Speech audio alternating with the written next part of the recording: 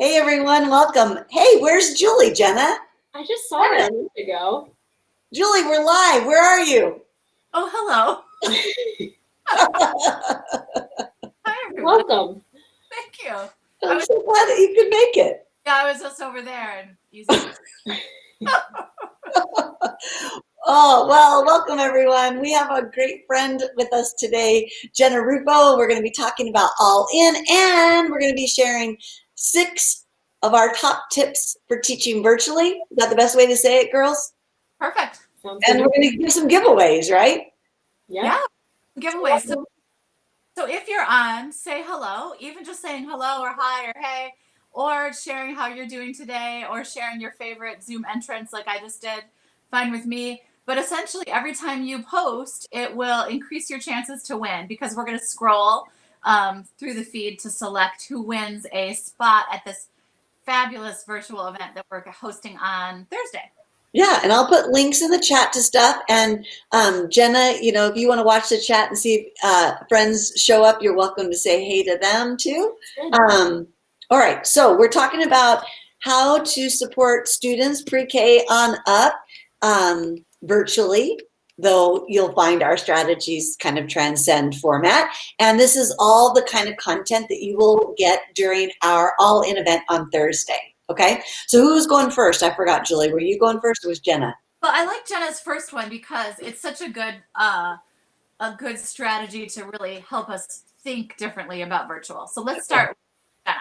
Yeah, so Kristie, I think, you said it best that good strategies really transcend whether you're in person or whether you're virtual, but there are some key differences when you're teaching students virtually. And I think one of the things that we have to be really cognizant about when we have kids online in front of a computer is the same rules that you have when you're in school do not need to be the same rules that we have when we're online. So some of the things we did in preparation for this conference on Thursday was we talked to kids and we said, what works for you? What do you like? What do you don't like? And one of the things a student said was, I don't like that I can't eat on camera. I understand, like if I'm at school, maybe I can't eat, but I'm at my house. What's so distracting about that? Or even things like, if a child has a pet, does it really matter if the pet is joining them and sitting on their lap or, on screen? So really thinking about what the rules are, the rules that you have in school, and whether that makes sense for when you're on a screen. And Jenna, you're making me think of so many things because just the phrase, does it make sense? Let's just pause there and ask, does it make sense? Because maybe even the old rule in the classroom didn't make sense for learners either. So I'm going to put in the chat, my friends Isela Garcia and Ujuma Jordan and I did a thing about virtual rules that I just remembered. And so I put a link to that, okay?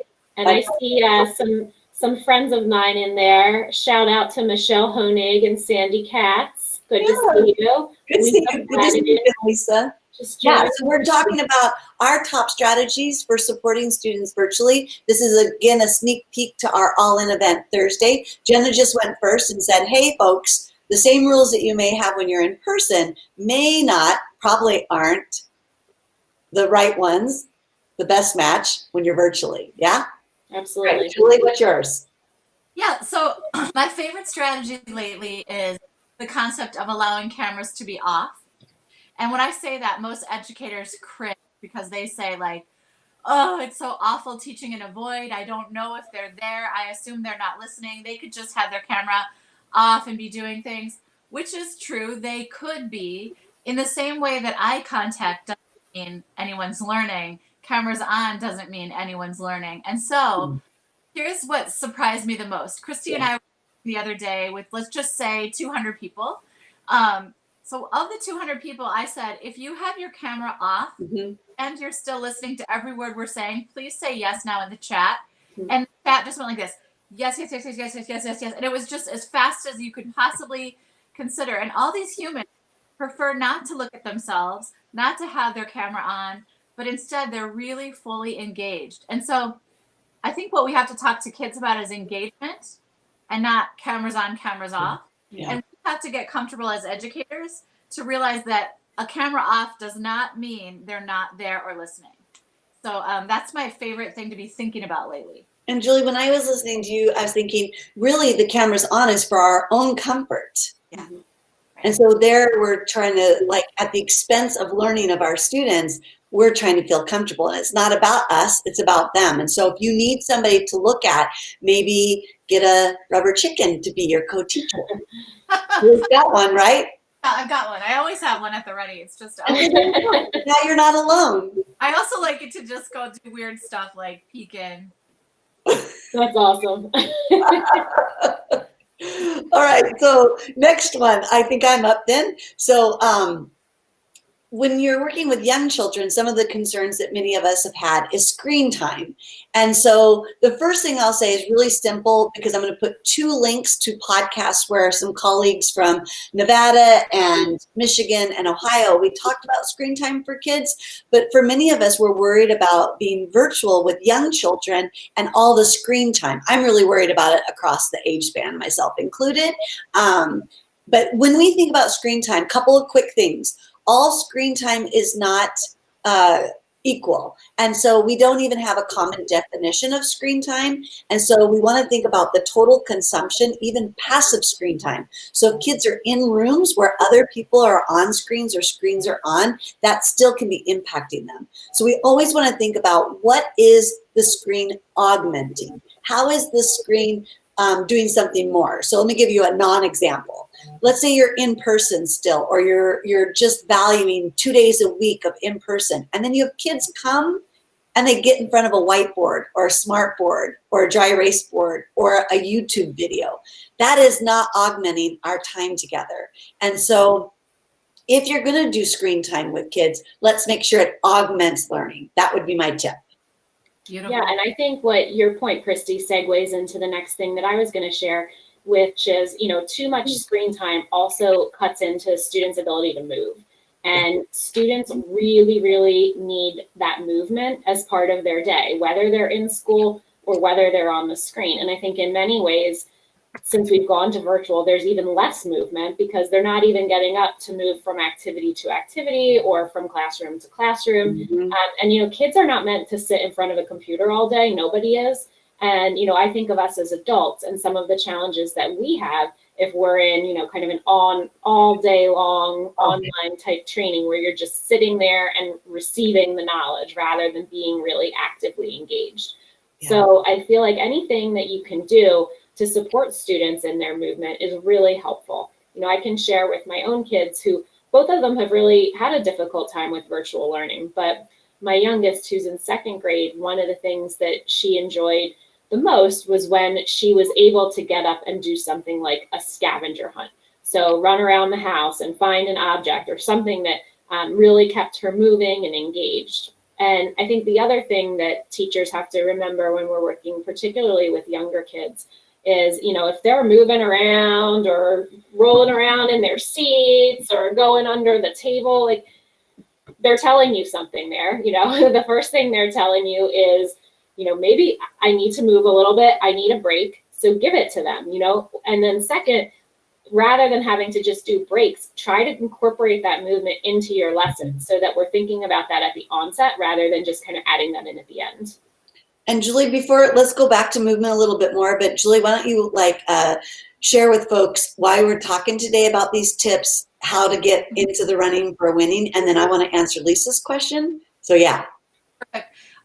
So why we're here today with Dr. Jenna Rufo is because we're hosting a really cool event, and it's called AllIn. It's a 1-day virtual inclusive extravaganza, and it's all about how today do we make our school experience, whether it's virtual, hybrid, or in person, as inclusive as possible. And you might notice that we've been talking about Down syndrome a little bit, or you might notice if you've looked at the flyer that the Down Syndrome Association is us, because we're really thinking about students who have Down syndrome and students with other significant support needs being included really a lot better. That's the goal of it. But just so you know, if you work with or live with or support or love someone with a disability, you're going to get something out of this conference. Or if you're an educator just trying to figure out, how do I make this work for more of my students? That's what it is. So we're here talking about today just 6 virtual tips. And if you want to win a seat, today we're going to give away I think 1 seat, I'm not sure.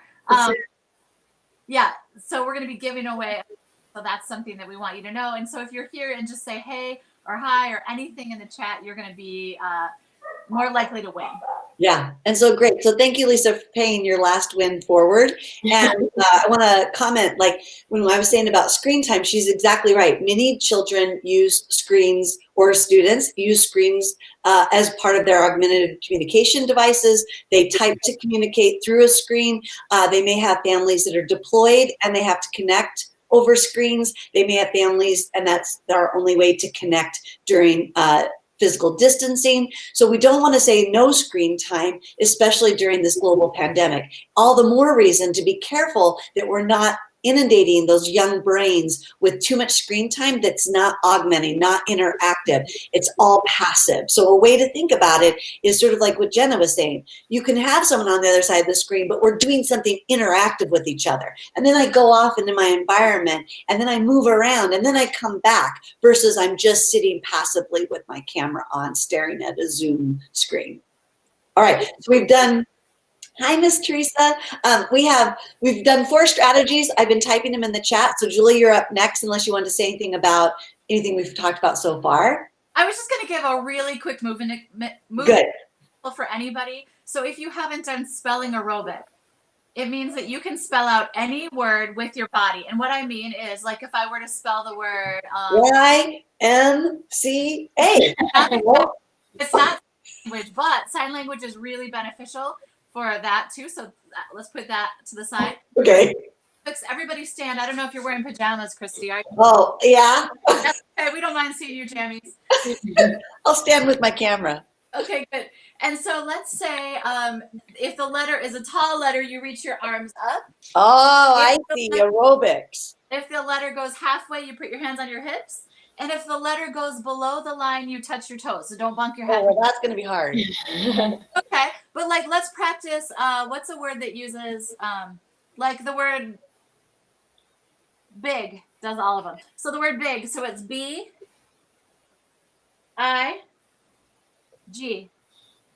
Okay. So no matter what you're teaching, let's say you're teaching cell division, you can have kids spell out the word cell division with their bodies really quickly. And it's just a way to get people moving, and you can use it for any kind of content.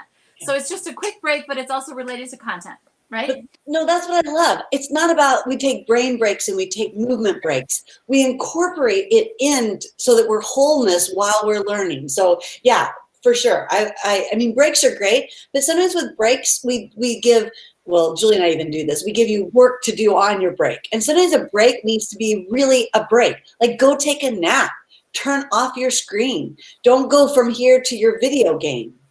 Yeah, and Kristie, I wanted to jump in because I think one of the flaws in, both as an educator and as a parent that I've kind of seen happen with some of the schedules that we've set up for online learning is that it's well-intentioned. So we say like, okay, we're going to do 20 minutes and then we're going to take a 10-minute break, and then you're going to come back and then we're going to do another 20 minutes and 10-minute break.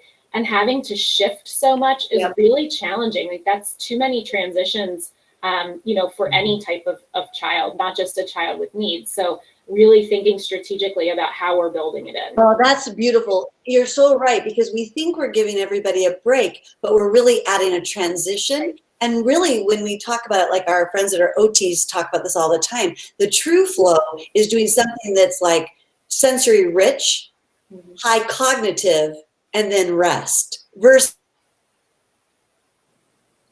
we just lost Kristie, but she was going to say versus going from cognitive. the brain goes through when they're learning. So you got stuck, but so you said versus, and I was assuming you were meaning going from cognitive to cognitive task. You got stuck, Kristie. yeah, sorry, you guys got stuck on my end too. Oh, okay. Okay. So let's just say it was brilliant, and it got recorded for the folks that were live.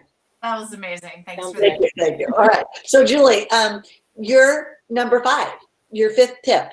Yeah, my 5th tip is about pronouns. And gender pronouns are something that I have just recently become aware of the necessity to be inclusive about. So what I mean by that is when I'm on a call, I ask that people put their preferred pronouns on there. And what that does is it opens up, it welcomes the conversation to anyone whose gender pronouns are not obvious on looking at the human being.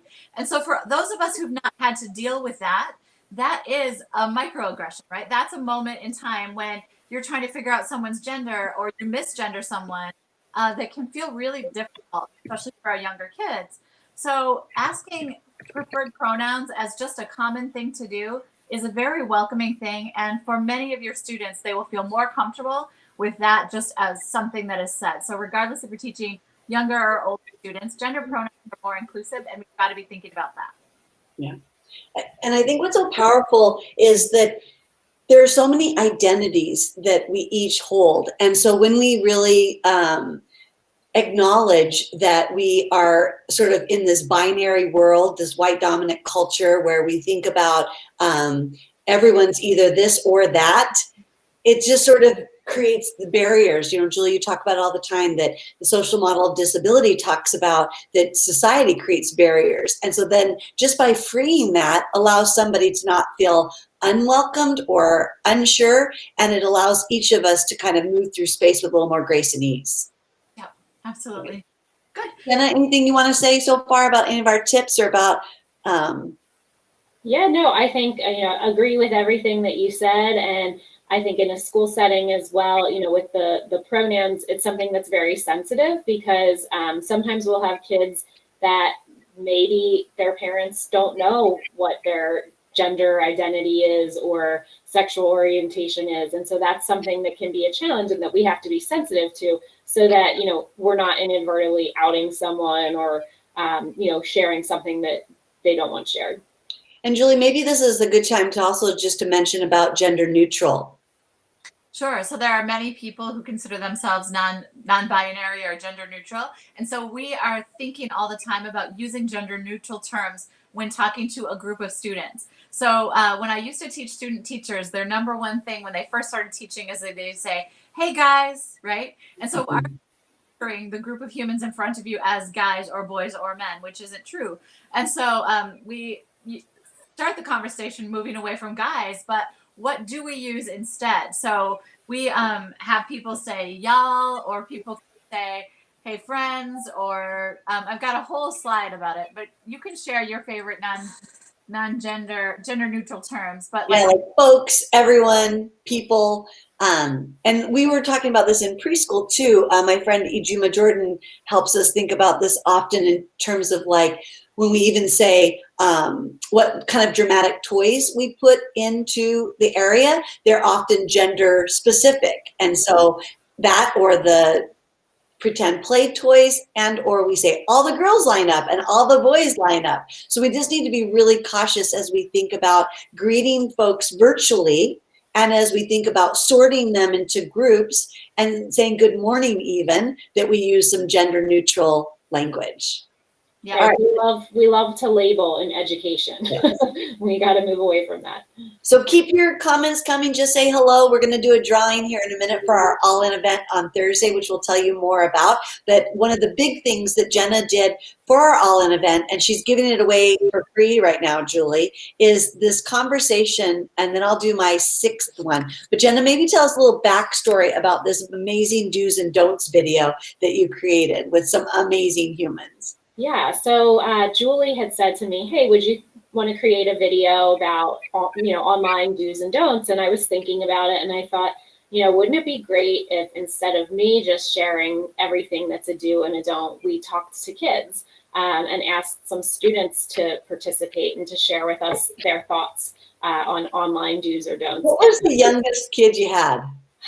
The youngest was probably kindergarten. I thought so. I thought that you probably got all the way to kinder, so that was exciting. The very first one. And there's a few people on our chat here whose kids are featured in it too, if you're lucky to get to see them. But it was really fascinating, I thought, because all the, I said to their parents, send me a clip, just ask them, what do you like, what do you not like, and what would make it better? And there were so many common themes, it really just spoke to me as, all right, we really need to listen to these kids and the things that are coming up keep coming up continuously. Yeah. I mean, it's so important. I mean, they're the consumer. They're the primary stakeholder.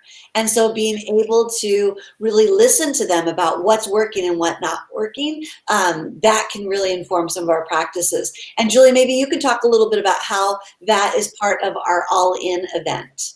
Yeah, so Jenna is a featured speaker on our AllIn event. And so we definitely wanted to tap into her brilliance around online education. And she found a really creative way to put this together. So the big event is coming up on Thursday. You can register to the AllIn event. It is a virtual event, so you can see in that picture, we're really getting lots of folks from all over the country. I don't know if we have other countries yet joining us, but it's going to be amazing. And it's a full schedule of presentations like Jenna.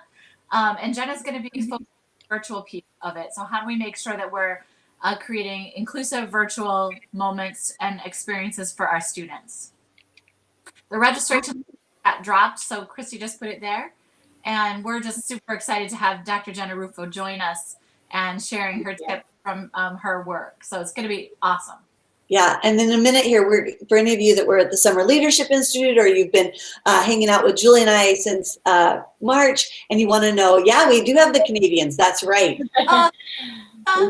do have the Canadians, and I think we might have a couple of other countries, and I have to go look. So thank you, Lisa, we just think of you as all one, or that we think we're Canadian. I'm not sure which way it goes, but anyway, we have an amazing cohort of Canadians joining us, and one of the things that people were asking, Julie, was how is this different than the content I already have for Summer Leadership Institute? So I'll quickly do my sixth one, and then let's close it up with a drawing and how this is different, or what's the value added, or is this, what if I'm working all day? I'm teaching virtually all day. How can I attend?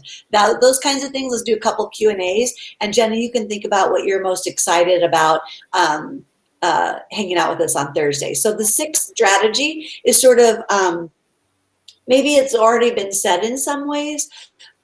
And for me, especially for younger children and or children who are struggling to learn through a screen, we have to remember that virtual or online or not in person, whatever we want to label it, doesn't mean you have to be in front of a screen. It just means that you aren't in a school building. So we want to really think creatively. I know this is really taxing on our families. We have to really acknowledge, and Jenna and Julie can both speak to that, having kids doing virtual learning in their homes all day nonstop. And we have white privilege. So I know that for many, many families who don't either have socioeconomic, job, language, culture, race, any of those privileges, we're really asking a lot. So way back to Jenna's first thing about the rules, let's think about that one size fits all is not really the approach that we want to have, especially for children that have IEPs. Pat Radel will also be talking and doing some COVID updates and myths about special ed on Thursday. And he was talking to us yesterday on Facebook about one size doesn't fit all. So long story short, think about virtual learning opportunities that don't always include interfacing with a screen or the internet. How can we create learning? And the key is 4 little letters. Can you do the aerobics to this? What are the letters? We play. So what do we do? That's right. Play. E. Oh, play is such a good word. L. Hold my screen. Y. And I had a student, a 4th grade student, who every time there was a word like play that involved touching the top and the bottom, he'd go, this is a great word for spelling aerobics. Like he was always that are perfect for spelling aerobics, like the word play. Perfect. Okay, yeah. So see, like that's kind of the idea. And so we want now more than ever people to know that children learn through self-directed play, rough and tumble play, sort of open-ended play. So it doesn't mean you have to create busybody activities and send them home in a packet and worksheets. It's just whatever is in the environment, including outside. And I know it's not everyone has the privilege to live on 20 acres like me. Totally get it. But we want to think about what's in their environment that allows them to explore, create, imagine, and just have some downtime to daydream. So that's my 6th one, is that virtual learning doesn't mean equal be in front of a screen, and we've got to capitalize on the power of play. For all students, young and old, So, Kristie always is thinking about those younger children, and I'm always thinking that is exactly true for my high school student. That is Yes. right. We've got to think about what does play look like for everyone. So Lisa Flanagan said, our school team is super excited about behaving to belonging. We have a whole new section on behavior. So if you work with, love, or parent someone who has challenging behavior, or if your partner has challenging behavior, like happens Or to your friend. That's right. Oh, sorry. Yeah, you were pointing fingers, I feel. No, not at all. We have a whole section on our new book called From Behaving to Belonging. So it's Dr. Kate McLeod and I wrote a book, and we're going to be sharing that. And then Kristie has a whole section on stress detectors and the brain, and how basically behavior and the brain work, and how we can be human beings who soothe and support our students. And it's kind of, I'm so glad those are both being recorded. Everything's recorded. But if I were you, I'd watch Kristie's first and our second, or I don't know which way, but Yeah. yeah, it's just a pretty cool combo, I think. It's a good point. So Julie and I are doing 2 live sessions. Well, we're doing several live sessions on Thursday, but 2 of them will be on the behavior. So I'll be, as Julie said, talking about reframing misbehavior, stress behavior, and Julie will be reframing from behavior to belonging, from behaving to belonging, and then those get recorded. Then they get on your dashboard. Then you have them forever. Kristie, can we show the dashboard? And then, Oh, sure. Why don't you 2 talk for a minute and I'll get it ready. Okay, so Kristie's going to show us, just take us on a little trip. Do a drawing. Yeah, then we'll draw, okay? Okay, or draw and talk. Yep, okay. Oh, or are you saying do the drawing now? Yeah, that's what I'm wondering. Okay, Jenna, because you're joining us, will you scroll through the chat with your eyes closed? This is very technical. Okay. And then you pick one winner to get. So, All right, tell me when. ready? Stop. Michelle Honig. Michelle! Okay, Michelle, so you won a seat to the full day. That means you get access to everything, including the entire dashboard, full day of all the resources that come with it. Yay, Michelle. Yay. And then Lisa says, if I do win, I will still pay it forward. So won before and had already bought a seat. So she's been paying it forward, which is so fabulous. So Michelle won, and Michelle, you text Kristie, or no, sorry, email Kristie at that email. She'll get you in and you're all set.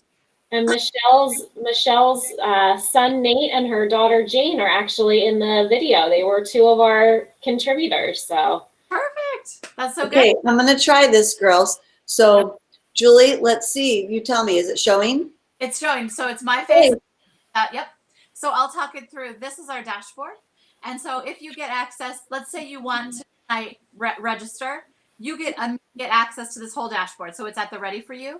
So our intros are there, and then how to connect. And then this is the example of the entire schedule. And I know you can't quite see it, but you should know that our big live events, the orange are breakout sessions, the pink are on-demand sessions, and then the green is bio or screen breaks. We've got all kinds of live sessions happening for you, so you can see. And I just have to grab this phone. Okay, that's okay. Let me do this. Yeah, go ahead. So we've got stuff going on. So let me try this. Okay, now we can watch her chair. Let's stop her video. I'll pull her back in at some point, like she did at the beginning. Okay, so Jenna, you can see my screen still, yeah? Okay, so for an opening session, this is what you get. You get it live, then you get it recorded, then you get our key PowerPoint slides, then you get all of our links. So for example, in the closing session, you're gonna get Julie's, your school's inclusion quotient, you're gonna get the trailer to Intelligent Lives, you're gonna get a snapshot. We are making a new handout called 100 Tips and Tricks for Teaching Virtually, much like what you heard 6 of them today. If you attend Julie's session, you'll get it live or recorded and or any of the references. Then we have this whole on-demand section that you can watch starting the minute you register, anytime during or anytime for the rest of your life. You'll meet the fabulous Miss Stephanie, who will talk to you about her inclusive life. our amazing friend Otto, who's going to make a cameo appearance. You'll get to see him live. There you are, Jenna. And the do's and don'ts, which you all got for free for hanging out with us on Facebook today. The amazing Miss Beth is going to talk about ending restraint and seclusion. Then there's a couple that are repeats if you're Summer Leadership Institute. If you're not, these are brand new as well. My friend Ijuma Isela and myself, Isela, and Ijuma talk about race, ability, and equity. You'll have access to Julie's new PBS series that's a 3-part series. Then we've got the amazing Ladera Korn doing a little spoken word on demand. Shelley Moore. Oh, there's Tony. Then a whole panel for OTs and PTs, and then a special session just for paraprofessionals. So there you go. What do you think? Looks great. I'm excited. And I think one of the great things about these events is, you know, we really try to model what we're talking about. So we're not going to just have you sitting in front of a screen all day. It'll be fun. It'll be engaging. There'll be lots of opportunities to interact. So looking forward to it. It's going to be awesome. Thank you. And thanks for letting me get that phone call. I'm COVID negative, everyone, just in case you wondered. I was like, oh, sorry to leave, but that's it. Yes, because you know, if something happens to Julie, then Jen and I have to do all her work. So that's really why we're celebrating that she's COVID negative. So now we're going to keep her in her office, and we're not going to let her talk to anyone ever again. Yeah. Okay, good. Keep your door closed. Giving away one seat. I would love to give away a second seat today. Okay. So quickly say hello in the chat to get into the drawing. Let us know what you're most excited about or who you'd love to learn from. Julie, was there anything else? Well, I did sharing maybe super fast. I just hope you saw. I watched some of the sharing when I was off the phone call, and I just think it's quite a fabulous library of resources. So if you're a parent and you're just like, I'm really working to get my kid included, this whole thing is for you, and it's forever. So you get access to it forever. If you're a teacher and you're like, I'm not going to be able to be there, but you could get access to it forever. So super excited about all of it. And I love it, Lisa. You're right. Yes, Otto is a celebrity. That's why we're being graced with his presence on Thursday. He's got physics or something, but I think his teacher's letting him out so that he can come hang out with us for a bit. So be watching for Otto to appear in the participants list on Thursday. Mm-hmm. Okay, let's you did a really good job last time. All right. Close my eyes again. Yeah, it's very important. Okay, here we go. And you can hear her mouse scrolling. I can. Lisa Flanagan. Okay. See, but this is what happens when you participate a lot. You get increased odds. All right, Lisa, you got to find another friend and tell them to tell me, and I'll get them registered today. I'm so happy you're going to be there, Lisa. I'm so happy you're bringing your friends. It's going to be great. Yeah. So just to recap, and then we'll close it on up. Today we were sharing more about our AllIn event that is on Thursday, all day, but you have lifetime access to. And remember, even anything that's live becomes recorded, so you can come and go. Like Julie says, cameras on, cameras off. You can come, you can go. So you can look at the schedule and pick the time that works best for you. I'll put the link in there one more time. Julie and Jenna, do you want to recap the 6 strategies we talked about today and what all we put in the chat that they want to go back and get? Yeah, so number 1 was just that the rules for in-school should not be the same rules for online. So consider what makes sense and what's appropriate for a new environment. The second one is remember that cameras off does not mean that a student is disengaged. It might mean they're more engaged. So consider that. If we are going to have screens, make sure that they are augmenting, they're adding to, they're building relationships. And kids need to move. Make sure that we're incorporating movement and not just adding breaks and transitions, but being really purposeful about movement. The 5th one is moving away from disability inclusivity to thinking about gender inclusivity. And so we're really pushing the envelope that way and thinking about pronoun use and gender neutral language when speaking to a group of people. And it is Transgender Awareness Week, so that is a good time to get yourself learning more about it. And I put the link to Tony, our good friend Tony, in the chat so that you can learn more from him. And then the last one was the power of play, that not all virtual learning has to be in front of a screen. In fact, some of the best virtual learning can happen with no screen in sight. Consider that.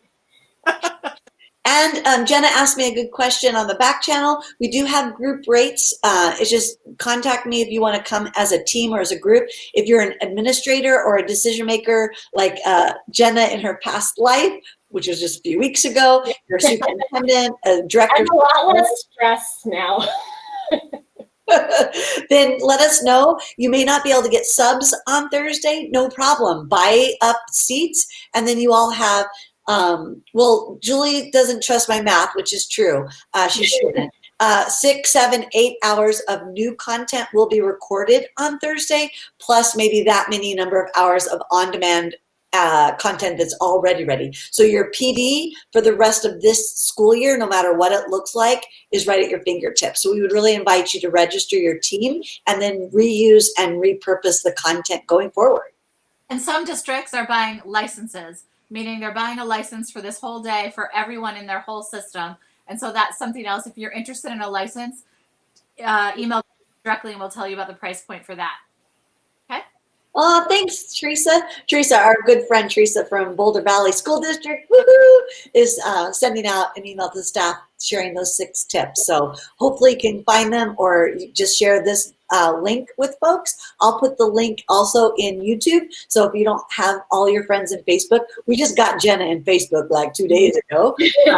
But that's great that she's here and already doing Facebook Live. And we'll make sure you have a link to this recording in YouTube so that you can share it easily like Teresa. Okay? Got it, girls? Right. And I call you all girls purposely because I know their pronouns. I always like to make that clarification that once you know pronouns, you can use those pronouns. That's right. Perfect. Thanks, everyone. Wrap. Thanks. All right. Thanks, everyone.